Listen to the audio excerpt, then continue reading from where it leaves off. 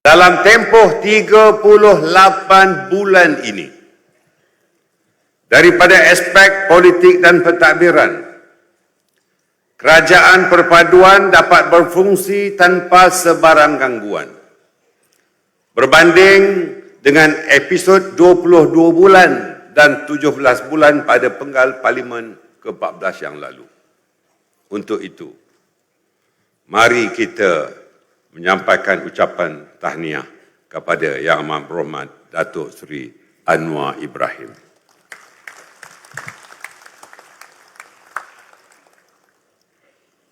Pada beliau yang telah dapat memimpin negara dengan baiknya. Kejayaan Yang Amat Berhormat PMX mengekalkan kerajaan hingga ke hari ini tentunya berkat dukungan semua parti-parti yang bergabung di dalam kerajaan perpaduan. 38 bulan ini, negara menikmati pengukuhan ekonomi, pertumbuhan KDNK yang mampan, ringgit yang mengukuh, dan pelaburan langsung asing yang meningkat. Saudara-saudari, ini memperlihatkan antara pencapaian-pencapaian yang telah kita nikmati apabila negara dipimpin oleh kerajaan perpaduan. Kita lihat juga pengangguran menurun, malah kadar kemiskinan dapat dikurangkan dan pelbagai bantuan dapat disalurkan pada rakyat. 38 bulan yang berlalu, pemerkasaan pendidikan terus diberikan dengan penekanan melalui agenda TVET negara yang membuka ruang dan peluang kepada anak-anak muda menceburi bidang pekerjaan dengan gaji premium. 38 bulan ini juga Malaysia boleh berbangga berada di pentas antarabangsa. Malaysia menjadi pemain aktif dalam membela nasib saudara kita di Palestin. Kita berjaya mempertahankan maruah dan kedaulatan negara.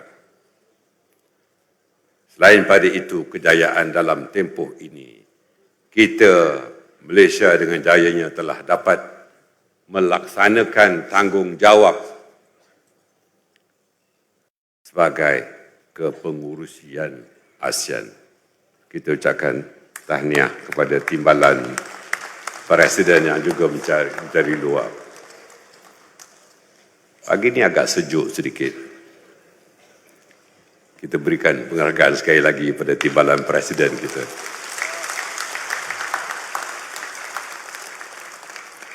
Apa yang lebih penting, 38 bulan ini juga pemantapan agenda Islam dan Bumi Putera dapat kita terjemahkan melalui Dasar Tahfiz Negara 2.0, pendidikan pra-tahfiz kemas bagi lebih 100,000 kanak-kanak setiap tahun, program ulul albab di semua 58 MRSM, pengiktirafan sijil tahfiz Malaysia setaraf kemahiran Malaysia, sijil kemahiran Malaysia tahap 3, melahirkan golongan hufaz profesional, semuanya telah dapat kita laksanakan dengan jayanya tanpa kita mengenepikan kepentingan pelbagai kaum di negara kita.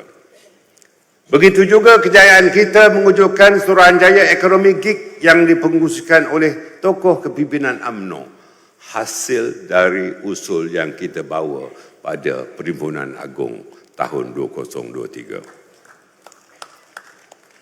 Malah Kongres Ekonomi Bumi Putera yang juga dicadangkan di dalam Perhimpunan Agung pada tahun 2023 telah berjaya melaksana dan melahirkan Pelan Transformasi Ekonomi Bumi Putera 2035 atau Putera 35. Saya percaya asbab kepada semua pencapaian ini adalah hasil sokongan dan kestabilan politik yang turut disumbangkan oleh UMNO.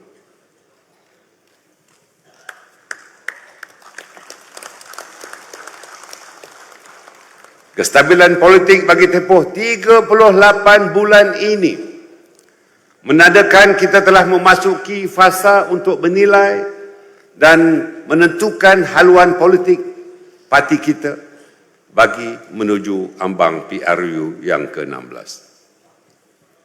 Saudara-saudari, memang ada tawaran yang terhidang.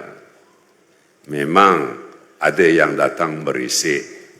Memang ada yang datang cuba-cuba meminang. Namun, sehingga ke hari ini, UMNO tetap melaksanakan amanah negara dan mendukung kerajaan perpaduan. Saudara-saudari, selagi mana asas kenegaraan ini dihormati, tiada perkara yang dimungkiri. Keikhlasan tidak dihianati. UMNO akan terus memainkan peranannya dengan penuh tanggungjawab.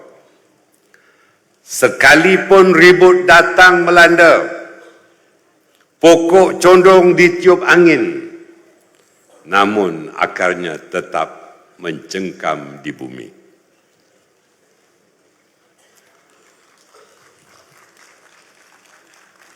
Jika ada bisikan-bisikan iblis yang cuba memperlekehkan kesetiaan ini, jika kesabaran dianggap sebagai kelemahan, jika cemuhan dan perlecehan dihamburkan terhadap keluarga besar UMNO, sesungguhnya tindakan ini ibarat menyimbah minyak ke api yang sedang marak.